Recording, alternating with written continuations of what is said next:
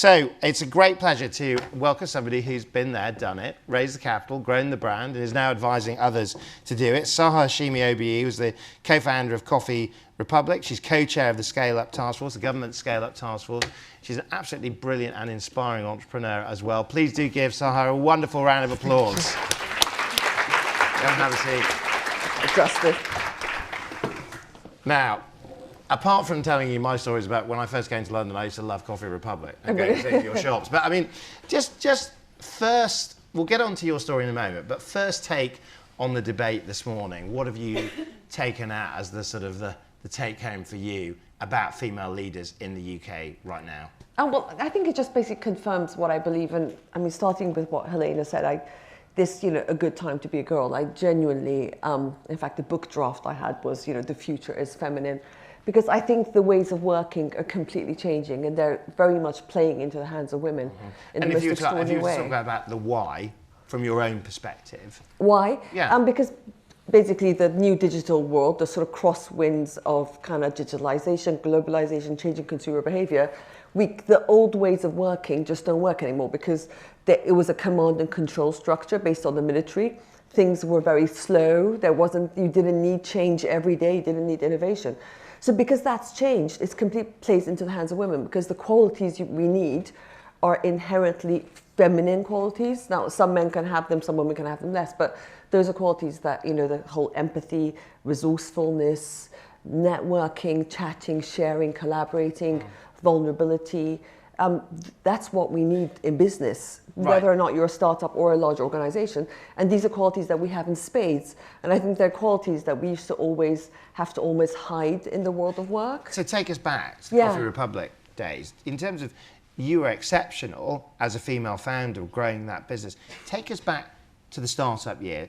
Give us a sense of what the vibe was in terms of being a female leader in business then.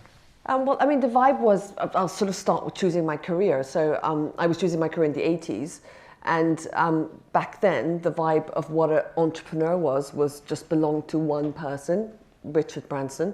And that whole sort of myth of, if you're creative, you had to have dropped out of school. So I didn't drop out of school. So by definition, I was kind of disqualified. So you're a highly educated female. Yeah, I mean, it was just I didn't have nous about money. I hadn't sort of made money like that in the school playground. So I clearly thought, well, that's not the option for me. And I went off and became a solicitor. And what I very much back then, the way it was, and I think that was like my dad's generation, is when you went to work, you left your personality at the door. It was all about uniformity. So you couldn't ever be yourself. So you collect your true self when you leave. Yeah, exactly. Right. So it was really like drop the personality at the door. Because uniformity worked back then. So for me, I was a law firm I was a lawyer in a sort of firm of solicitors for 5 years. But I just couldn't live like that. I remember thinking there must be more to it. And I mean, even just... How did you feel? Did you feel suppressed? I mean, was there... Yeah, I mean, once my articles ended, I remember I remember telling actually a colleague of mine, she was called Isabel next door to me, once we qualified. And I was like, Isabel, why aren't we having fun? Like, where's the fun? I remember she said to me, fun? Do you think they're actually paying you to enjoy yourself? And I kind of thought, actually, I'm going to be working the best years of my life, most of my waking hours. So how could it be the opposite of fun every day? Right. So well, why is fun a bad word at work? So you're unhappy. You're so really unhappy. So what moves you from being unhappy to taking the decision to say, forget the law, establish career, establish salary, I'm going to go and do it for myself? Well, I mean, it's a bit personal, but it's sort of 5 years into the law firm, my dad, who was very young, he died of a stroke overnight. And they say when you get these like shocks in life, and it was just completely out of the clear blue sky, my dad dying. And I just remember at a very young age, just literally coming back from hospital thinking, gosh, so I suppose that thing I thought about a comfort zone doesn't really exist. Like, that's like an illusion. So if there is no comfort zone, what am I doing going every day? And it really felt like, I mean, still when I'm in that area where we were in Lincoln's Inn Fields, it sort of felt like sort of punishment every day going to work. So are you getting a sense at that time of time and mortality? the time to actually get on with things. Yeah, I was like, life's too short, and I might as well do something. You know, sort of the fear goes in a way once you're sort of slightly pushed, and I think that was what got me to leave the law firm, because the thing is, it's very difficult to leave a career you've worked for all your life, and you know, once you leave it, you can't really get back in again, which is why my motto in life is actually leap and the net will appear, because you sometimes just got to take that leap, really. Yeah. And my goodness, you did leap. I mean, Coffee Republic smashed it. Tell us a little bit about that start. I mean, you captured the vibe perfectly in this city, especially about smart young people that could grow highly successful businesses really quickly. Yeah, well, I mean, basically, it started very simply, and that's, you know, very much kind of what I believe now is I went to New York, and you know, I kind of came across one of those new style coffee bars. This is before Starbucks was even in New York, and this is literally, so after my dad died, I just left this law firm and I went to visit my brother who was living in New York. So I just decided to sort of leave London for a very short time and just get a bit of perspective. And I came across these coffee bars, and I loved it because I'm always on a diet, and I couldn't believe you could get, you know, skinny lattes, but I loved it as a customer. And when I came back here, I couldn't believe it. I was interviewing for jobs and I couldn't believe we didn't have it. So it was, in a way, an unmet need I had as a customer. Did you have a sense of the risk you were taking? Yeah, people talk about kind of risk. I suppose for me, it was just, you know, I was genuinely unhappy in what I was doing. So I didn't really feel that much of a risk. And I think people sort of sometimes mistake it with sort of gambling, and I think risk-taking is not gambling. Right. So I mean, I think you can always go back to the law. You can always go back. So you're not sort of So you're growing. So let's move on to all of a sudden new challenges. You've got a brand, you've got stores, you've got staff. How's the stress going for you in these early years? Well, I mean, it was a 5-year journey really from sort of building Coffee Break in 1995 to exiting.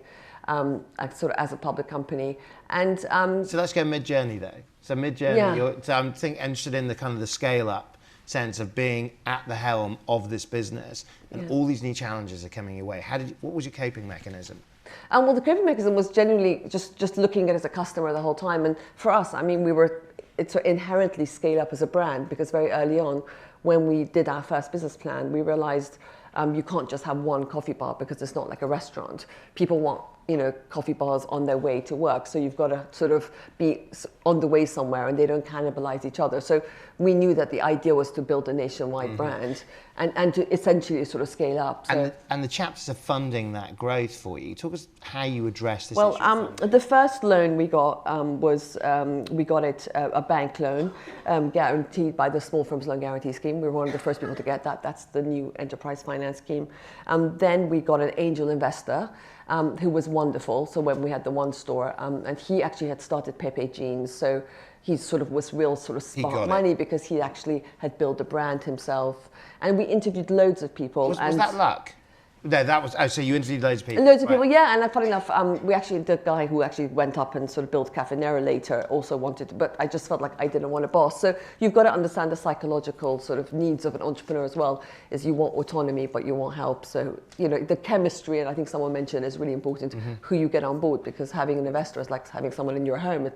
The whole point is, you're leaving, you're taking this big leap, and the last thing you want is another boss as your investor. So this finds the exit. So in terms of crystallizing everything, give us a sense of that part of the journey. Well, funny enough, then we went public. Then we went on to AIM. We were sort of still, I mean, very young company at 7 stores. We went on to AIM, and I mean that enabled us to raise 25 million in about 3 years. So that was an extraordinary journey. But the exit actually is where my mistakes come in. So what you learn really, we very much were into that sort of public company exit, sell out, and no one really told us back then that you actually love what you're doing every day, and why on earth would you sell out? And now I talk to a lot of entrepreneurs, and Do you regret it? Yeah, absolutely. Yeah. I mean, I remember the very next day, we'd sold, and it was just meant to be this great thing, and I just remember feeling this complete sort of emptiness. Lost your baby. Yeah, and so back then it was just, you were meant to celebrate, and I remember I have a story actually. I took my mum on a trip, and I remember we were in Denver Airport. Actually, funny enough, Helena mentioned Denver Airport. So, we were in the British Airways lounge, and there was a copy of the FT there, and the FT, because of the delay in the markets, had covered the story of us leaving, and I picked it up, and suddenly this like huge sadness and void I had came out that. And I started crying, but not crying. According to my mum, I sort of started howling hysterically. Because she's saying, what could be so sad in the Financial Times that this girl is sort of bawling her eyes out? But that really was, for me, the story of, that's what you've got to kind of consider, growth is really important. Hugely A lot of businesses, but there is that huge emotional angle that is actually really valuable. So going back as well, was back then, that whole male power thing was, you mustn't be emotional about your business. It's just business. And when you look at that in the context of the funding chapters that you went through, they sounded like emotional moments. It was a mistake. And was that because of the sense of the changing dynamics of control, or was that something different about your own growth as a human being as part of that experience? Gosh, well, I think, it was a bit of both. It's just, we wanted the company, in a way, we were following the company's trajectory. People wanted the around, so, and we grew from 0 to 110 stores in 5 years. And with that had to come, and it was extraordinary. I just remember even when we went public, Bobby and I think we raised 10 million in about a day and a half. I just remember going and doing this presentation. There was a huge sort of buzz about it. But then, when we got big, and that's the thing, we sort of we just thought, okay, then we've got to kind of lose the startup mentality. And again, that old male way, a lot of people we had were like, you've got to grow up. This idea of, you have to hire grown-ups, and I think that's actually the wrong idea, was that when you have passion about your business, when you're an entrepreneur, you're incredibly valuable to the business because you have that connection, you have that empathy with customers. And we made the mistake of thinking, now hire the grown-ups. And people made me feel, and I have to say, I kind of, I've never really come across that much kind of gender bias, but it was that feeling of, oh, well done, sort of little girl, you've started this business, now give it to the big boys to run. I don't know if that was gender-based, but it was something about entrepreneurs have a sell-by date and you've got to give it to managers. And Coffee Republic's been a disaster, since we left. And, the only reason we would have just, there's still so many coffee bars around, there was so much room, but if we kept that passion, that empathy for customers, always putting that at the forefront, I think Coffee Republic would have still been, a viable, great brand. So just in terms of the final part, bring us up to date, because since then you've been using that experience to advise others. You're using that experience to work with government right now. Tell us a little bit about what you're doing right now. Well, basically then sort of really I wrote Anyone Can Do It after I left, and that was actually on the recommendation of Julie Mayer. She was like, sort of write the book, and Anyone Can Do It was sort of slightly the sort of anti-Richard Branson book, saying you don't have to have a magic chromosome to be an entrepreneur, and that, if a lawyer and a banker could be entrepreneurs, then sort of anyone could. So that was that, and then and then I started speaking to large companies, and this is sort of a lot of what I do now is innovation in large companies. So this idea that, we used to be way apart. Because large companies want to be more entrepreneurial, right? Well, they need to be more entrepreneurial. Yeah, okay. And this is the great opportunity. And I think in Helena's slide, you could see that it's just everything is coming together because the world of the entrepreneur, and because of that comes flexibility. So that plays for us women, the traits you need are traits which, sometimes someone with a wholly male brain find those traits quite difficult, of putting yourself in customers' shoes, genuine empathy, genuine collaboration, genuine resourcefulness. And yet we have those in spades. So that's why it is the most extraordinary time for us. And a final thought about ambition in this nation as you see it in 2018. Is it a good time to be a girl? Is it a good time to grow Scale Up? Is it a good time to get funding? Well, again, I very much salute what Sam's doing for this Ambition Nation, because I think we're not actually that great on ambition, I have to say, and we have to be very careful of the narrative we've got at the moment, the whole Me Too narrative. I wouldn't say that on Twitter because I'll probably get trolls, but we must be careful not to get into that victimhood, the message we give. We have moved so far. I mean, look at all the women in this room, kind of in a way, yes, we've had challenges, but we've done so much. And I just worry about the whole sort of Me Too is just slightly is the victimhood thing. And there's so much more we can do. There's so much. So give us a sense of what that so much more is, just as a final thought. So what if you were starting out today, give you years back, but you've got to start in 2018, what does the startup Sahar Hashemi do today? Well, I think it's just the confidence to be ourselves wholly. And I think, the idea of diversity, genuinely, it's not just a PC thing to do, it's just a strategic imperative. Businesses that are successful are businesses with a diversity of thought, not just gender.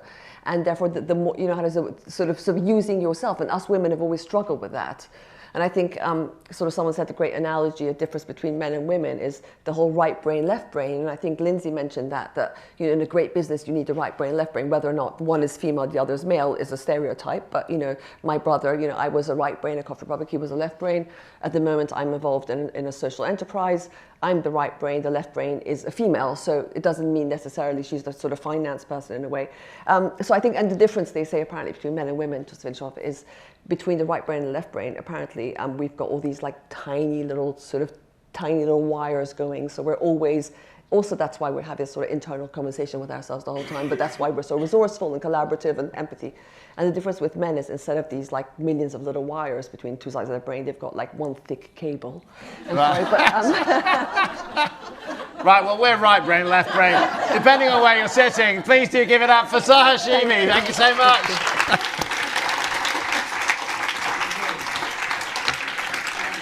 Right, super, I've got no words, hashtag. Right, what a great story.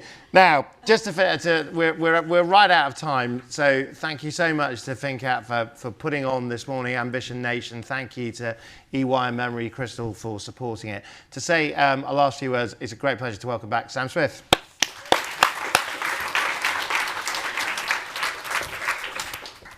Thank you so much all for coming. It feels like very speed through lots of things we covered. Irene was saying we're getting actually finally female businesses on the map. We need to increase the number but also get the stories out there. So if you know any stories that haven't been heard that we can get to talk, whether it's going video or come and speak, that would be amazing. I think from Shelley, you know, there might be a need when you're thinking bigger to raise growth capital. It is a bit scary, but it can be something that is quite transformational. The connections, the opportunity are what really brings with it rather than just money. Claire, you know, matching that right money to the right business is really, really crucial. Sahar, I love that, the fear goes away when you're actually pushed, and I think that is so true. It's happened to me every single time I've pushed myself and been pushed, and that regret at selling out, you know, that really, I think, feeds home to the think big. You know, do you have to sell out? Could you just think that bigger and maybe stay with what you've got that you actually love and are passionate about? And then our panel, Leslie, Lindsay, Joanna, you know, we all feel the same. It's too jargon. You know, we need to get more role models out there. If you know anyone who wants to enter the Entrepreneur of the Year programme, Joanna's always looking for more. That is a challenge in itself. So do, if you know anyone or want to enter yourself, please do. And then life-changing as well. There you go, from Lara. And Helena, to finish up, it's a great time to be a female CEO. Culture is changing. There is power in being different.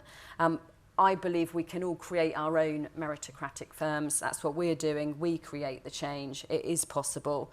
So I really hope everyone's got something out of it today to just think that little bit bigger. You've heard something that resonates, that maybe inspire you. If you haven't, come to our next event in 6 months' time. We're offering some pitch practice to people if you want to just come and have a very friendly version of how you do pitch to an investor if it all does feel a bit scary. So more on that to follow up. But thank you very much for coming. Thank you, Sam. That's great. All good things come to an end. What a great morning. Thanks so much, everybody, for being here. I think we've heard a really inspiring message this morning about, you know, difficulties can be overcome. The time is now. Go out there, grab it. Thanks for being with us here this morning. Let's not finish on a golf clap. Thanks a lot. Cheers.